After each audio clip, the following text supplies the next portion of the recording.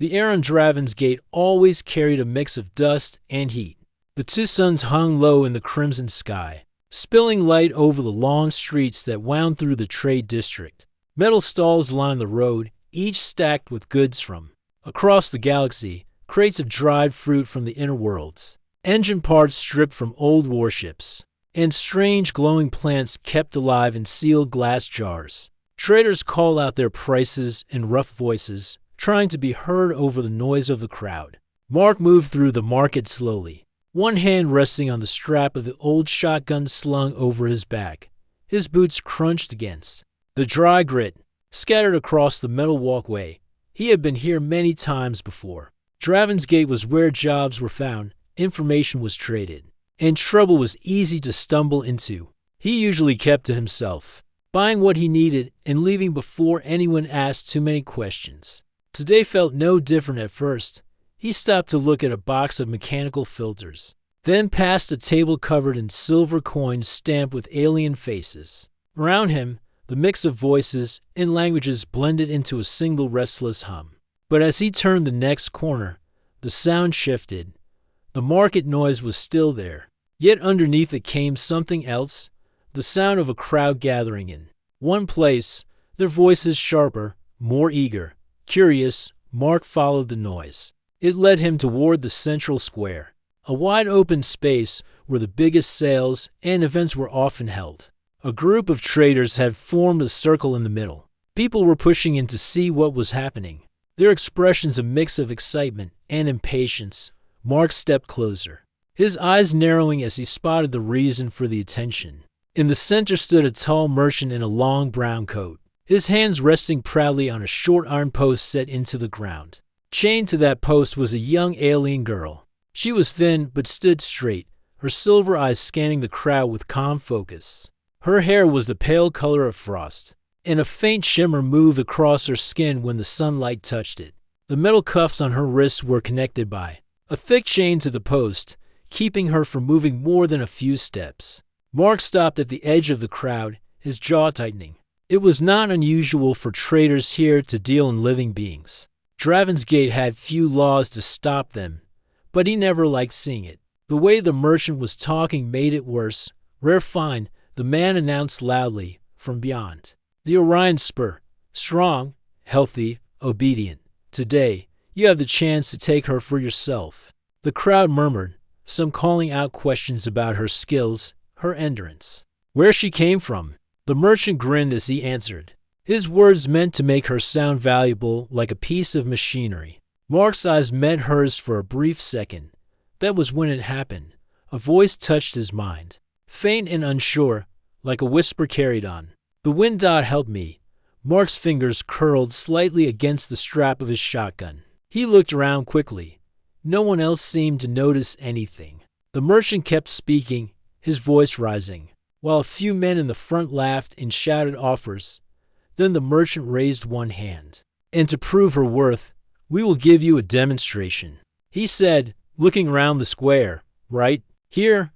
Mark's grip on the shotgun strap tightened until his knuckles turned white. The merchant turned toward one of the men standing nearby and gestured for him to step forward.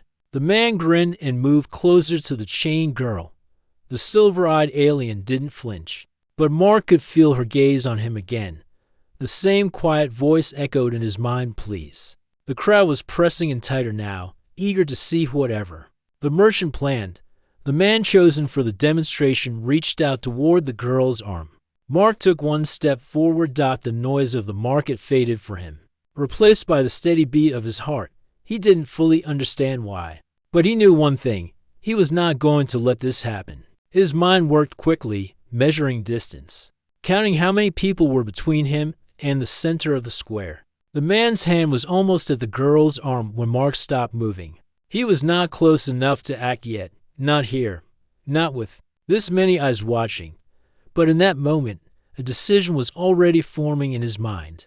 One that would change the rest of his day, and maybe far more than that. The man's hand hovered in the air, just inches from the silver-eyed girl's arm. The crowd leaned forward, eager to see the merchant's promised demonstration. The heat from the twin suns, pressed down, making the metal floor beneath their feet radiate warmth like a slow fire. Traders in faded clothes and scavengers in mismatched armor jostled for a better view, their voices overlapping in a restless hum. Mark stood still at the edge of the crowd, his eyes locked on the girl, but his mind was sharp and calculating. She had spoken to him again, or at least, that's what it felt like, but her lips had never moved. It was a voice inside his head, light and clear, but carrying a quiet strength. "Help me." Mark's pulse quickened. He had heard stories of certain alien species who could communicate without sound, sending thoughts directly into another mind. But he had never met one before. It was not something you could fake, and she had chosen him out of all the people in the market. Why? He looked at her more closely. Her eyes were not just silver. They seemed to catch the light in a way that made them shift and ripple like quicksilver. Her posture was straight, not broken like so many others who had been in chains for too long. Even with the cuffs biting into her wrists, she stood like someone who still believed she could walk free. The merchant's voice rose above the noise. "You see, friends, she is not only strong but trained. Watch closely, and you will see her true worth." Mark's jaw tightened. The man in front of her stepped forward, his shadow falling over her face. His hand reached again, slower this time, like he wanted the crowd to savor the moment. Some people near the front chuckled. Others whispered to each other, placing small wagers on what she might do. That was when her voice filled Mark's mind again, this time sharper, more urgent. "If you do nothing, they will not stop." He felt a weight settle in his chest. The sounds of the market seemed far away now. All he could hear was the rush of his own breathing and that voice in his head. Mark shifted his stance slightly, the movement so small most wouldn't notice. His right hand dropped to rest on the strap of his shotgun, the familiar shape of the weapon steadying his thoughts. The merchant was still talking, unaware that something had already changed in the air around them. The man's hand touched the chain that linked her cuffs to the post. He gave it a small pull, testing its strength. She didn't resist, but her gaze never left Mark. Her eyes said more than her voice.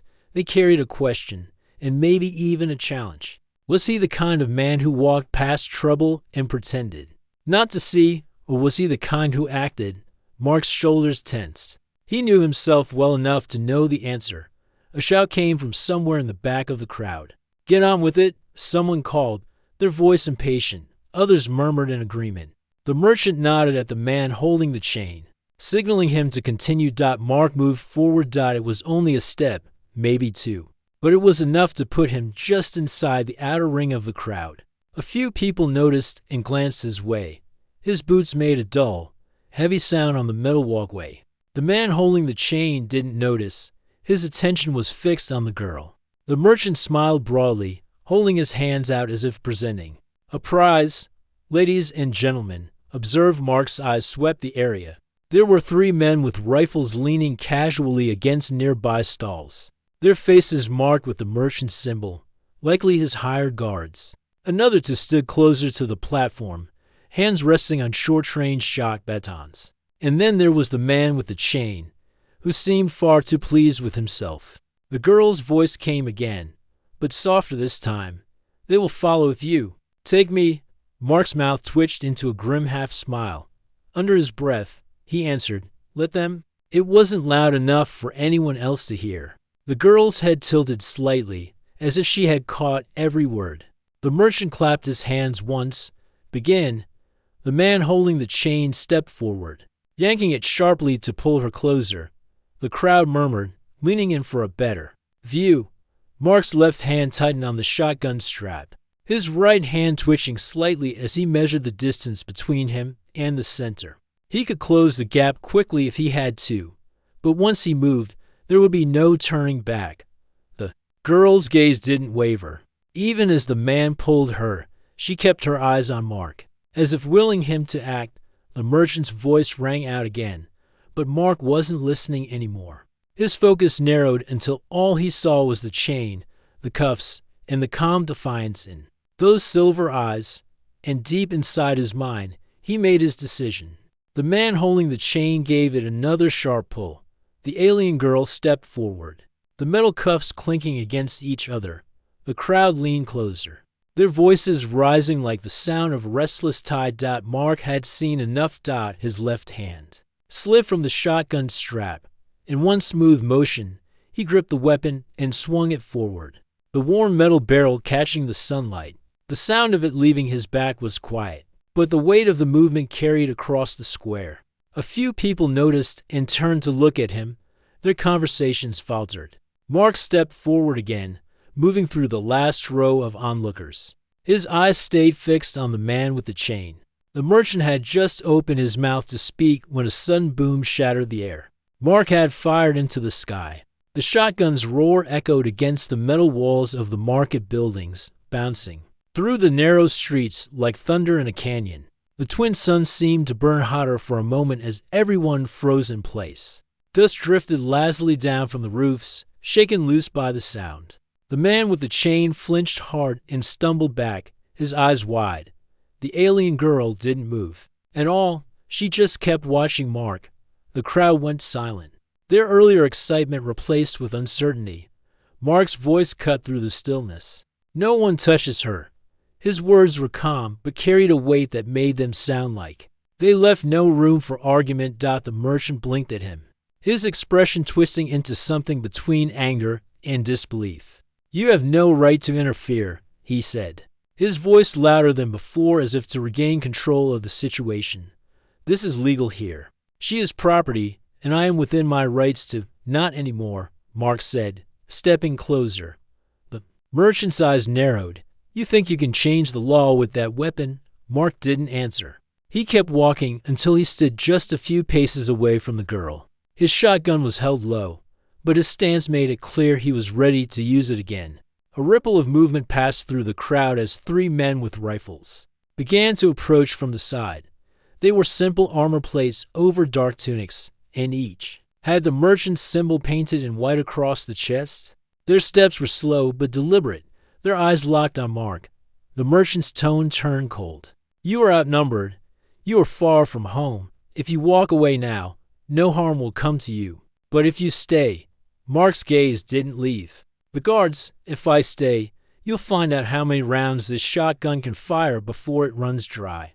The crowd shifted nervously. Some stepped back, sensing that things could turn violent. Others stayed where they were, drawn to the tension like moths to flame. The alien girl's voice touched Mark's mind again, faint but steady. "You will not win if they all come at once."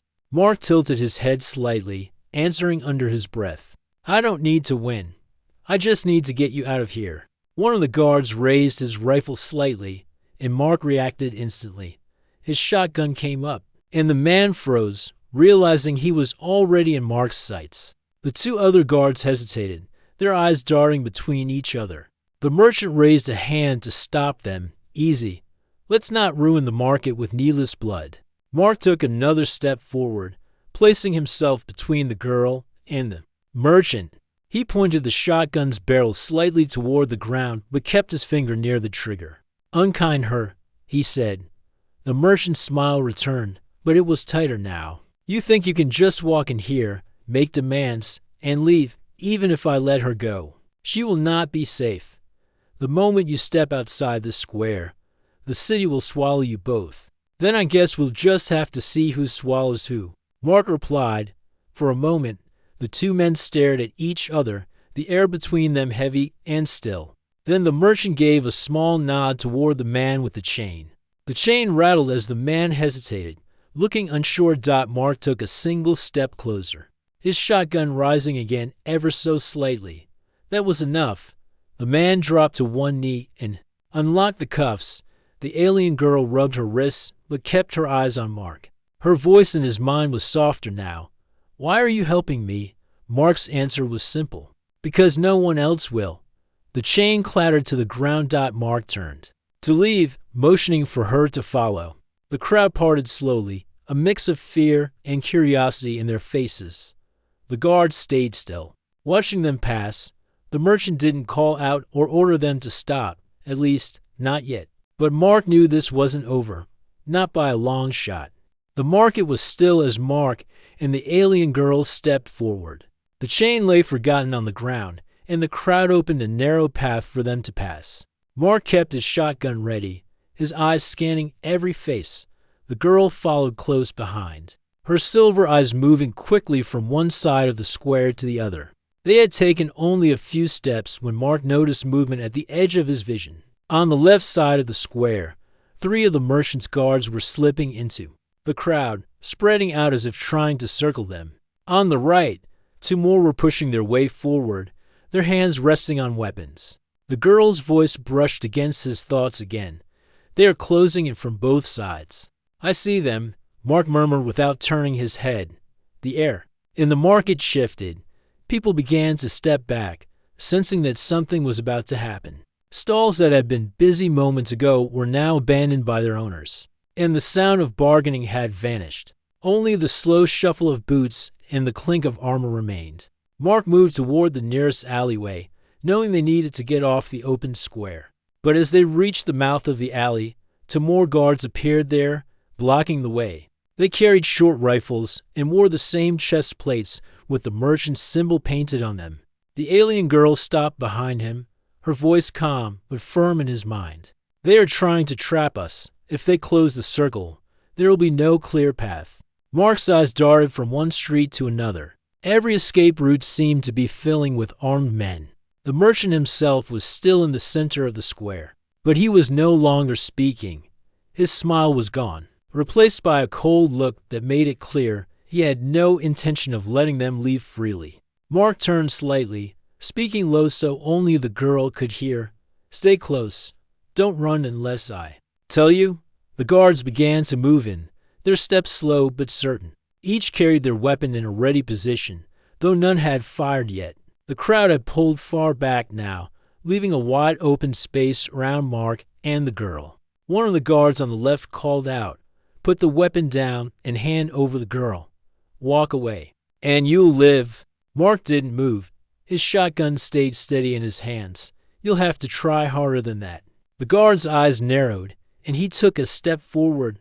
The rest of the men matched his movement.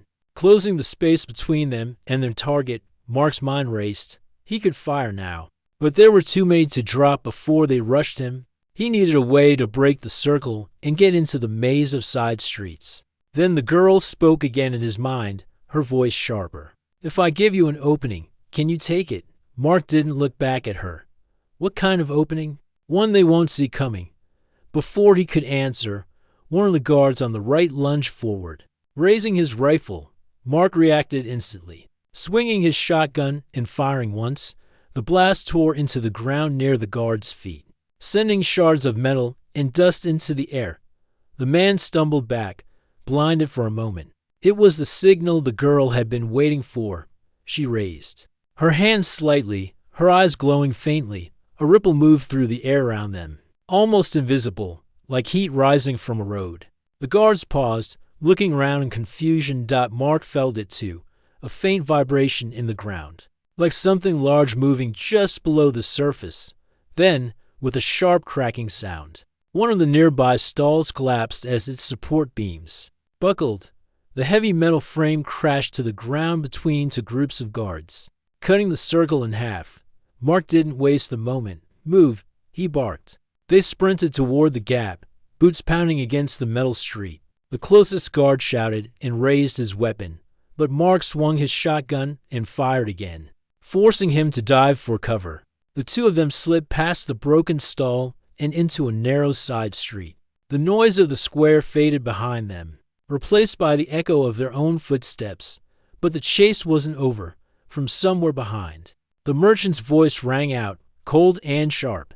"Don't let them leave the city." Shouts followed, and Mark could hear the heavy thud of running boots as the guards gave chase.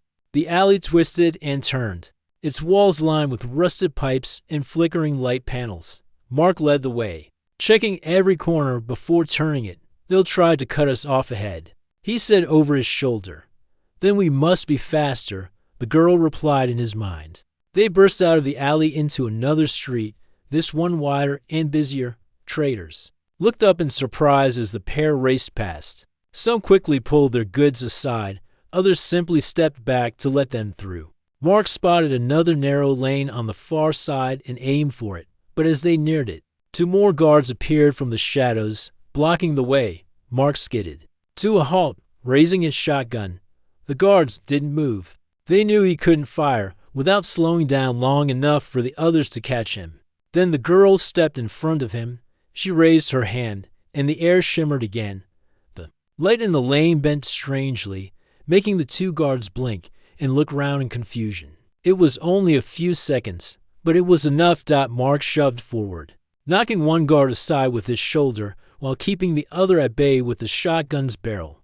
They pushed through the lane and vanished into the shadows behind them. Angry voices rose once more, but the maze of streets would make the chase harder.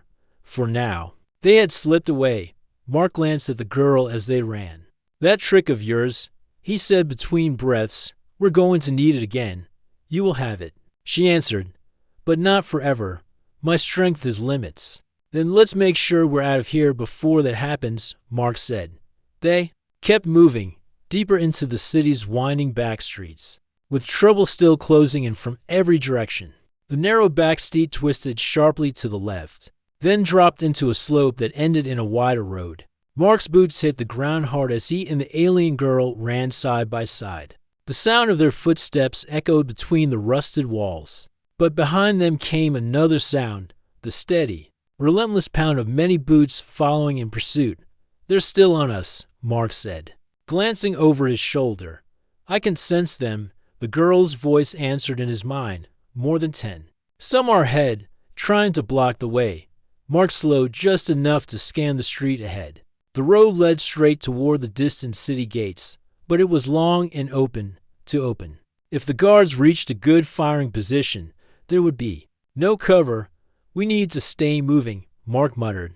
"If we stop, they'll box us in." They sprinted forward, weaving around carts and stacks of crates. A vendor shouted in protest as they knocked over a stand of cloth rolls, the colorful fabric spilling into the street. The noise made Mark wince, but it also slowed the guards behind them for a moment. The city's massive outer gates were still far away. They were built into the high wall of reinforced stone and steel that surrounded Draven's Gate, with heavy turrets positioned above to watch for threats. Beyond those gates lay the open desert wastes, dangerous, but free from the merchant's reach. The girl stumbled slightly on the uneven street, but Mark caught her arm and pulled her back into stride. "Stay close. We're almost there." Almost was not the same as safe. From an alley on the right, 3 armed guards rushed out, rifles raised. Mark reacted instantly, swinging his shotgun up and firing a round into the dirt at their feet. The blast sent up a cloud of dust and debris, making them stumble back. "This way," Mark said, steering toward a side street that curved around toward the main road again. The girl followed without hesitation, though her breathing was quickening. "My strength will fade soon," she warned in his mind. "Then we'll make the last run count." Mark replied. They burst out of the side street just in time to see a group of riders approaching from the direction of the gate. The small, two-wheeled bikes growled as they closed in, their engines spitting smoke. The riders wore the same merchant's mark on their chest plates, their weapons already drawn. Mark cursed under his breath. There was no way to outrun the bikes in the open. He scanned the street quickly. On the left, a stack of fuel drums sat outside a repair shop. On the right, a high scaffolding leaned against a building wall. He made his choice fast. "Keep running. Straight. Don't look back until I tell you." The girl hesitated, but his tone left no room for argument. She kept moving toward the gate. Mark veered left, lifted the shotgun, and aimed at the middle fuel drum. He pulled the trigger. The explosion was instant and loud. Fire erupted, sending a shockwave across the street and knocking one of the bikes sideways. The others swerved sharply to avoid the flames, their formation breaking apart.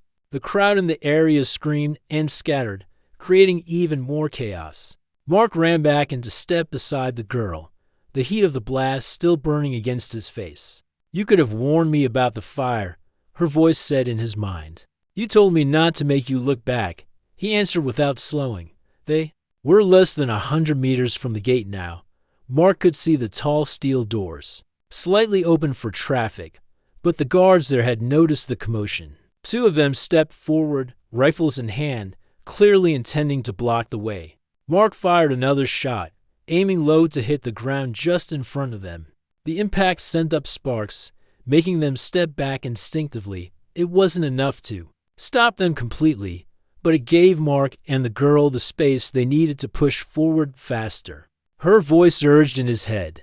I can feel the others closing in behind us. Mark could hear them now, the bikes circling around, the boots pounding against the metal streets. At the gate, one of the guards shouted, "Close it." The massive doors began to grind shut, moving slowly but steadily. "Go," Mark barked. They sprinted harder, every muscle burning. The gap between the doors was narrowing fast. Mark could feel the girl's pace faltering, so he reached out, gripping her wrist and pulling her forward. The last few meters felt like the longest of his life. They reached the gate just as the gap was down to a few feet. Mark shoved the girl through first, then dove after her, his shotgun scraping against the steel as they both rolled onto the dusty ground outside. The doors slammed shut behind them with a heavy clang. For a moment, there was only the sound of the wind over the open desert. Mark sat up, breathing hard. The girl was already on her feet, her silver eyes scanning the horizon. Beyond the gate stretched miles of barren land, broken only by jagged rock formations and shifting dunes. They won't give up, Mark said, pushing himself to his feet. They'll send riders after us. Then we must not stay on the main path, she replied. There are places in the wastes where they cannot follow easily. Mark nodded, slinging the shotgun back over his shoulder. Lead the way. They started walking quickly, moving away from the city walls. In the distance, faint trails of dust were already rising into the air, signs that pursuit had begun. The chase wasn't over. It was only moving to a bigger, harsher battlefield. The night in Black Hollow was thick with fog. The street lamps struggled to shine through the mist, and the quiet air felt heavy. Sam stood at the edge of the town's old trading square, with his shotgun hanging loosely at his side. He could still hear the faint voices of the merchants packing up their stalls, but his mind was somewhere else.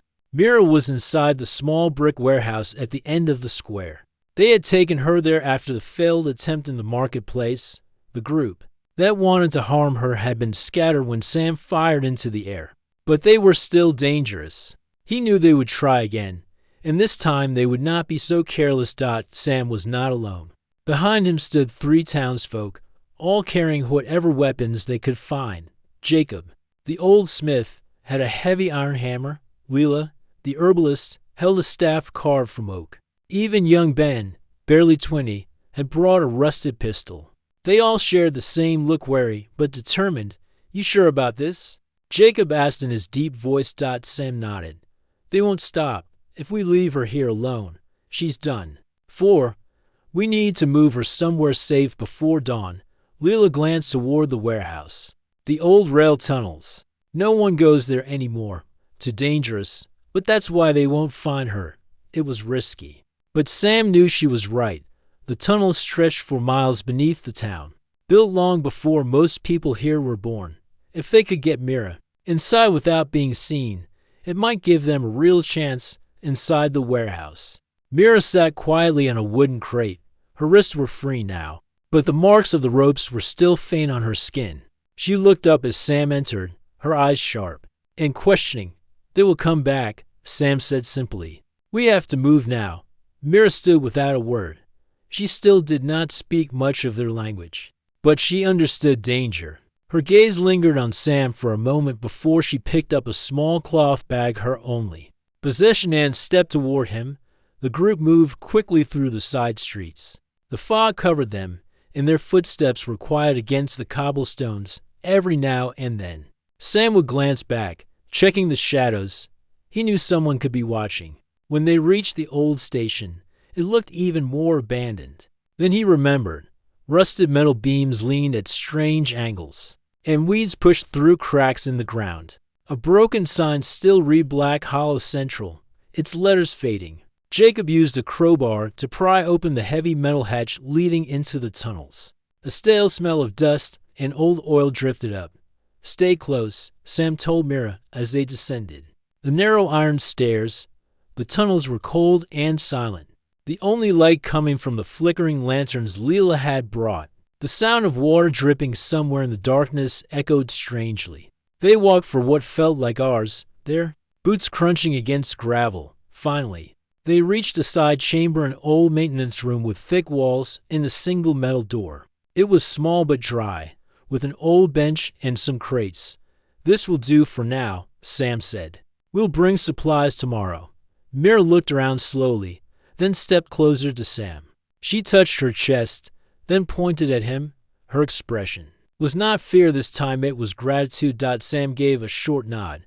"We'll keep you safe." But before they could rest, Ben, who had been standing guard near the door, hissed a warning. "Someone's coming." Sam grabbed his shotgun and moved to the entrance. In the tunnel's dim light, he saw movement to figures approaching. His grip tightened. But then he heard a voice he recognized. It was Cole, the old rail warden. And beside him, a tall woman in a dark coat. She was not from Black Hollow. Her features were sharp, her stride confident, and she carried herself like someone used to giving orders. Cole raised a hand. "Easy, Sam. She's here to help." The woman stepped forward, her eyes locking on Mira. "Name's Captain Wren. I've been tracking those men for months. They're part of a larger ring, and if they're after her, it means she's important." Sam didn't lower the shotgun. "Important how?" Wren's gaze did not waver. "She carries something they want, something they cannot be allowed to have." Mira's hand tightened around her small cloth bag. Sam noticed it for the first time, how she never let it out of her sight. "Then we'll protect it," Sam said. Wren's lips curved in a thin smile. "Good, because after tonight, they'll bring more men, and we'll need more than a shotgun." The chamber suddenly felt smaller, the air heavier. Sam knew the fight was far from over, but now they had an ally, one who might know the truth about Mira and why she was being hunted. Outside, somewhere in the fog above, the footsteps of their enemies were already drawing closer. The morning air was cold and heavy with mist. Jack stood at the edge of the burned village, his shotgun resting on his shoulder. Behind him, Mara was checking the supplies they had managed to salvage. She worked quietly, but Jack could see the worry in her eyes. They both knew this was the last day. Either they would end the enemy's control here, or they would be running for the rest of their lives. From the top of the hill, they could see the enemy camp. It was surrounded by walls of steel and guarded by towers.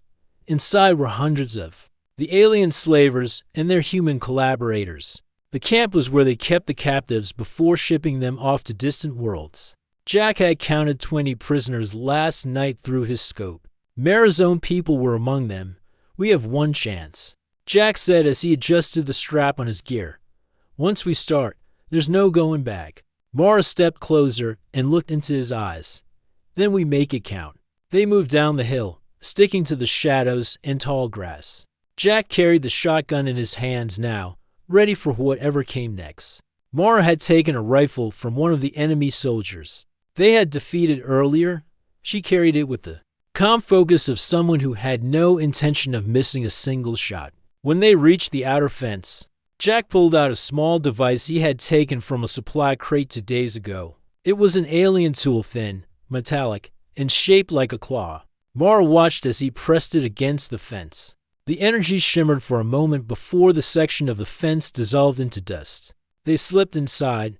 The camp smelled of smoke and oil.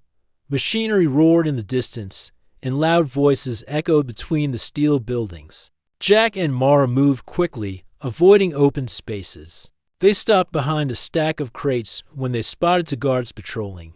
Mara raised her rifle, but Jack shook his head. "Quiet until we need the noise." They waited for the guards to pass, then moved toward the central yard. That was where the prisoners were. Jack's eyes scanned every corner, counting threats and looking for any advantage.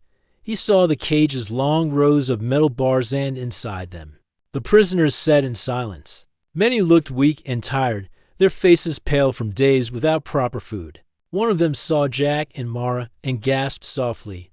Jack raised a finger to his lips, then pointed to the ground, signaling for silence. The prisoner nodded. They were almost at the cages when an alarm blared. A voice shouted from one of the towers, "Intruders!" at the yard. Jack swore under his breath. The quiet approach was over. "Time to make noise," he said. He stepped out from cover and fired the shotgun. The blast echoed across the camp, dropping the first guard instantly. Mara took position behind the crates, firing clean shots at the others rushing toward them. Panic spread through the camp as guards scrambled, unsure of how many attackers. There were. Jack moved forward fast, blasting the lock off the first cage. The prisoners stumbled out, looking shocked and afraid. "Go to the fence north side," he shouted. "There's a way out." Mara kept firing, covering the prisoners as they ran. Jack reloaded quickly, then moved to the next cage. More captives poured out. The enemy tried to close in, but every time they advanced, Jack's shotgun spoke and Mara's rifle answered. Suddenly, the ground shook. From the far side of the yard, a massive alien figure stepped forward. It was taller than any they had seen before, wearing black armor and carrying a weapon that looked like a spear made of light. The guards cheered as their leader appeared. The alien's voice rumbled through the air. "You think you can free them, human? You will join them in chains." Jack didn't reply. He just took aim. The alien charged. Jack fired, the shotgun's blast striking the chest armor. The alien staggered but didn't fall. Mara hit it twice in the side, making it slow down. The leader swung the spear, sending a beam of energy toward Jack, but he rolled out of the way, coming up on one knee to fire again. This time, the blast tore through the alien's arm, making the spear drop. Jack closed the distance, kicking the weapon away. The alien roared, swinging a heavy punch. But Jack blocked with the shotgun stock and slammed the butt into its jaw. It stumbled back, giving Mara a clean shot to the neck joint in the armor. The alien fell hard. The camp went silent for a moment. The guards looked at their fallen leader, then at Jack and Mara. Without orders, they were broke. Many threw down their weapons. Others ran for the hills. Jack didn't waste time. "Move," he shouted to the prisoners. Now, they led the free captives to the north fence where the gap still shimmered. One by one, they slipped through to freedom. The mist outside swallowed them quickly. When the last prisoner was out, Mara turned to Jack. "We did it." Jack looked back at the camp. Smoke rose from the yard where the fight had taken place. The walls that had once kept people in now felt like nothing more than empty shells. "Yeah," Jack said, "but it's not over. They'll come looking." Mara gave a small smile. "Then we'll be ready." They disappeared into the mist. The sound of the shotguns echoed still in the air, a warning to anyone who thought they could own the free again.